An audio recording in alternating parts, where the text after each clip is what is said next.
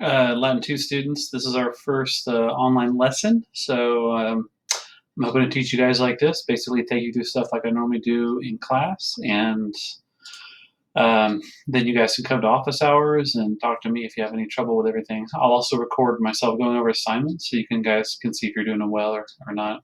I'm going to start with chapter 33. I know we did a bit of chapter 33 before spring break, but it's been a few weeks since then. A lot's gone on. It's been kind of a busy spring break for a lot of us, so I just want to make sure we understand this chapter. So I'm going to go over that today just to make sure, because some of you might have been absent or had trouble with it. This chapter is the kind of the basis of the next 3 chapters after this too. So if you don't understand this chapter, it'll be pretty tough. After this chapter, I'll tell you some assignments to do, and then I'll come back in a video form and go over them as well.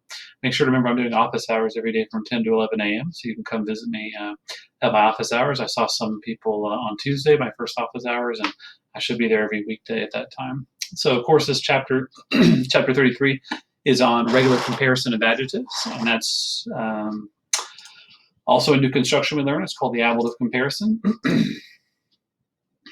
And I'll go through again how to make these in Latin, how they translate in English, and every little detail here. The good thing about a video is you can stop it or pause it or go rewind it if there's something you need to hear from me again. Excuse me. So there's 3 degrees of adjectives, and those are positive, comparative, and superlative degrees, right? The positive degree of an adjective is just kind of the standard meaning that we've always learned for an adjective. So tall or good or nice would be positive degrees. The comparative degree has a few translations using tall, for example. As you can see here, it's taller, rather tall, or too tall would be the comparative translations of the adjective. And a superlative would be either tallest, very tall, most tall, or extremely tall, depending on the translation and how you want to do it in the sentence. It depends kind of on the context, which one of those you would use. So here's a few examples, and again, you can pause if you're getting your notes down and want to get everything here. I'll give you a few more examples here. These are just English examples, and then I'll show you the Latin. Here we have big. The comparative would be bigger, rather big, too big, again, depending on the context. And the superlative degree, the furthest degree, would be biggest, very big, most big, or extremely big. And here's a few more examples here. I might have to move my picture out of the way just so you can see the entirety of the notes there. All right, so there's a few more examples you can pause on if you want to get the idea in English. Okay, so the Latin forms, that's how you do the English forms. The Latin forms, first we'll start with the comparative. The comparative form of the Latin adjective is usually found by adding ior or ius to the base of the positive. So what that means is the base usually comes from the feminine. Like, for example, clarus, clara is the feminine, so the base is clar. Now, if you add these endings, the comparative would be clarior or clarius. What's the difference? Clarior is for a masculine feminine noun. Clarius is for a neuter noun. Okay. So some other examples. Here we see longus. The comparative form would be longior or longius, and this would translate to longer or too long. Here we have fortis forte, which is a third declension adjective, and this would translate to go to fortior in the comparative or fortius in the neuter comparative, and that would mean braver or rather brave. And here's one last example with audax, audacior, audacius, more daring or too daring. So that's the basics of the comparative adjective. Now, the comparative adjective declines just like any adjective. It has to be able to decline to agree with the noun that it modifies. So, for example, here we have the endings of the comparative. Now, look kind of what they look like. They look a lot like third declension nouns. So these actually are new endings that you have to kind of learn brand new. Ior, ioris, iori, iorem, iore, iores, iorum, ioribus, iores, ioribus. Those look exactly like the third declension masculine feminine endings, and these look a lot like the third declension neuter endings, right? Notice how the nominative accusative are the same. So this is how the adjective will decline. Like, for example, if the comparative adjective is modifying the direct object of the sentence, you'll see it in the accusative case here, okay? So that's one part about this chapter, is that you want to be able to decline the comparatives and make sure they agree with the word they're modifying in the sentence. Okay, so we'll do some practice with that. Now, the last degree is a superlative degree, and this is formed by adding issimus to the base of the positive. And I'll give you, of course, some examples of the words we were just looking at. Superlative is the one that means like biggest or very big or extremely big. Here's some examples. Clarus, the superlative form would be clarissimus, which means most famous or very famous. Longus would go to longissimus, aum. And these superlatives, by the way, are declined like first and second declension adjectives. You see the us, so they would decline just like a normal first and second declension adjective. Here's fortis, the word meaning brave, third declension. It goes to fortissimus, very brave, most brave, bravest. And then finally, audax goes to audacissimus, which means most daring, extremely daring, or very daring. So there's our 3 degrees, positive, comparative, superlative.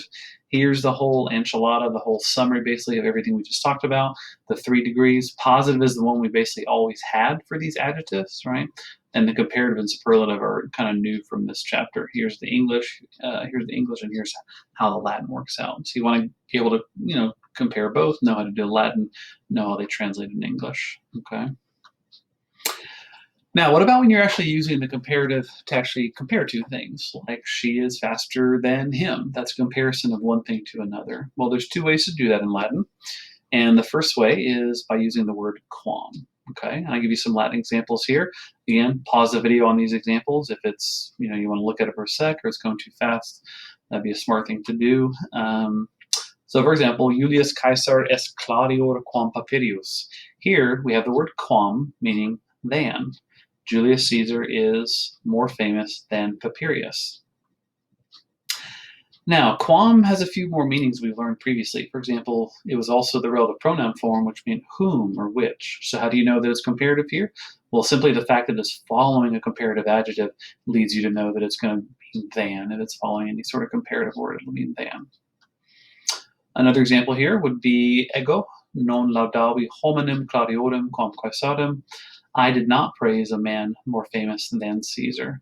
Very similar here, comparative followed by quam. Only difference is the thing it's being compared to is the direct object. It's in the accusative there. And one last example, non habitavimus in urbe clariore quam Roma. We did not live in a city more famous than Rome. Same thing here, we have the comparative. We have quam meaning than. That's how you know it. In this case, it's modifying urbe, which is ablative. Okay, so you can always compare two things using the word quam if there's a comparative degree there. There's one more way to compare two things. These are basically interchangeable for the most part. You can use either one. If the first thing you're comparing, the first item that's being compared to is either nominative or accusative, in other words, the subject or the direct object, you can use what's called the ablative of comparison construction. And so here's an example. This is the sentence we just saw a second ago. Julius Caesar is more famous than Papirius, quam Papirius. The ablative comparison would do it like this. The word quam is not used here, but the thing you're comparing has gone into the ablative, okay? So this still means Julius Caesar is more famous than Papirius. The main difference now is that it's the ablative comparison. These both mean the same thing, basically. It's just 2 ways of saying the same thing. Just like we talked about in English, how you can say, I can run, I am able to run, basically mean the exact same thing. Sometimes in languages, there's more than one way to say something, okay? Another example here, how would we convert this to an ablative comparison? Right now it has quam in it. Well, you would do 2 things. You would remove the quam, so there's no quam here, and then you would make Caesar ablative. So it still means I have not praised a person more famous than Caesar. One thing to remember here with the ablative comparison is that the first thing, the thing you're compared to here, for example, here Julius Caesar is more famous. This thing that it's being compared to has to be either in the nominative or accusative to use this construction. If, for example, you're comparing to something dative or ablative, this construction could not be used, and you would simply use quam. Okay, a few sententia antiqui. These are ancient sentences that just have a comparative in it or something, and that I like to kind of exemplify just to finish off the chapter. But you do want to go back and look over these forms we've talked about, make sure you understand the comparison. A couple of cool ones. Here's from Catullus, chapter 39, Risu inepto res ineptior nulla est. Catullus in this poem says, there is no situation more foolish than foolish laughter. Here, the reason I brought this one into the chapter is because we have a comparative, more foolish, and nothing is more foolish than Risu inepto, foolish laughter. This is the ablative comparison here. That's why the word quam is not present, because these things are ablative. Cool sentiment from Catullus. This one's from Cicero, and Cicero tells us, Tua consilia omnia nobis claudiola quam sunt quam lux. These are from a speech he made against a person who was, he thought, trying to overthrow the state, and that was Catiline. So it's a speech against Catiline, and he's telling Catiline, Tua consilia, all your plans are more clear, more well known to us than light. So there's a comparative, the word claudiora. So you can see these words actually being used by real Roman authors in antiquity. Cicero, of course, probably the most well-known author. Cicero also says this later in that same speech. He says, "Quid est stultius quam incerta procerti sabere falsa proveris." Kind of a cool statement. Here's a couple of vocabulary words. Stultus can mean stupid. Pro means in the place of. So Cicero is telling some young people, he says, what is more stupid than to have the unsure in place of the sure, or the false in place of the true? It helps to have more context here, but he's telling these people that all they want to do is like throw the world into confusion and mess things up. What's more foolish than that? Just to want, things to always be in a state of upheaval rather than peaceful and settled. So, so smart words from Cicero there. And here the comparative is stultius. Now, why does this one end in ius, stultius? Well, it's because it's modifying something that's neuter. So stultius is the neuter form. Okay. So remember, this chapter we're finishing up now sets the basis of the next 3 chapters after this, because comparison is kind of a big topic. So if you guys can nail this chapter, then you're going to be in better shape for those. I'm going to make sure to help you through it. After you go over these notes, I'll post on our board. Make sure to be checking our Latin page daily, our Latin 2 page, and I will post on there, what assignment you should do, and I will pop back on here with a video showing you how to have done that assignment, just so you can check yourself. Make sure to do them first, so you can kind of see what you're doing right, see what you're doing wrong, and get ready for the next quiz on this. We will not do a quiz this week. Everyone needs to kind of get acclimated. You're getting used to how to do school online, and I'm learning about how to use all these things, so we're all getting used to it. So this week we'll do some practice and some assignments and things like this, but we won't actually quiz on this until we learn this and practice and sometime next week.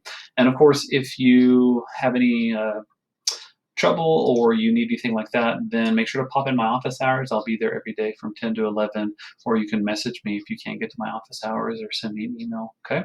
I hope you guys are all doing well. This will conclude this chapter, but again, you'll see me a lot of days on video just like this, and we keep in touch with each other that way. Okay. Have an excellent day, and I will see you very soon.